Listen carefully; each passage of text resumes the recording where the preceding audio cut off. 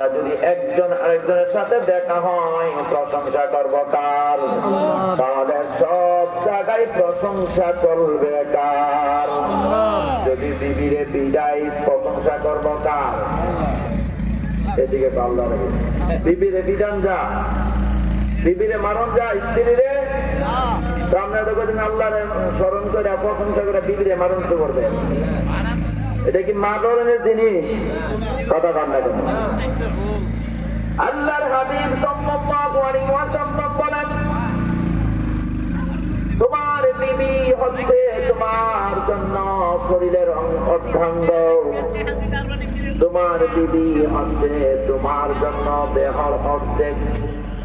তোমার শরীরে যেমন কাপড় রয়েছে, তোমার শরীরে যেমন কাপড় পোশাক পরেছ, আর তোমার বিবি হচ্ছে তোমার জন্য শরীরের কাপড়ের মতো।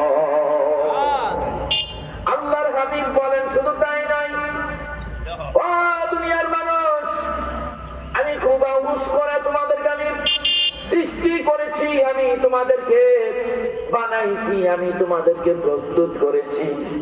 ফেরেশতাদেরকে বলছি, ফেরেশতারা রে, সব বডির টাটকা তোমরা তৈরি করো, প্রস্তুত করো, বানাও, কিন্তু বান্দার মুখ, এই মানুষের মুখ যেটা চেহারা, আমি আল্লাহ কুদরতি হাতে বানায়া দেব।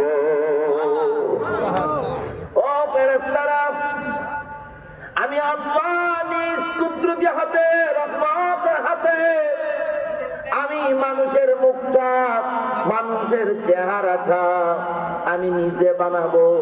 সেই জন্য কোন পাশর্ত স্বামী যাতে কোন স্ত্রীর মুখের মধ্যে কোনো দাগ না দেয়, কোনো চিহ্ন না দেয়, কোন আসর না দেয়, এই মুখটাকে আমি আল্লাহ অতি আদর করে বানাইছি, যে স্ত্রীর স্বামী তার স্ত্রীকে কোনো ধরনের কোনো মারবে না, কোন ধরনের শাসন করবে না, চুল ধরে কুচি ধরে টান দিয়া পালাইবে না, এবং ওই স্ত্রীকে সুন্দর করে আদর করে ভালোবাসা দিয়ে মহব্বত করে যেই স্বামী তার মৃত্যুর আগ পর্যন্ত সন্তুষ্ট থেকে কবরে যাবে, দুইজনের যে কোনো একজন, আমি আল্লাহর হাবিব বললাম, আমি আল্লাহর হাবিব বললাম, আমি আল্লাহর নবী বললাম, ওই স্ত্রী আর স্বামীকে আল্লাহ তাআলা একটা জান্নাতের মধ্যে একসাথে করে দিবেন। একসাথে রাখবেন কে?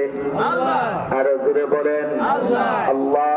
সেই জন্য কোন স্ত্রীকে মারা যাবে নাকি? কথা বলেন।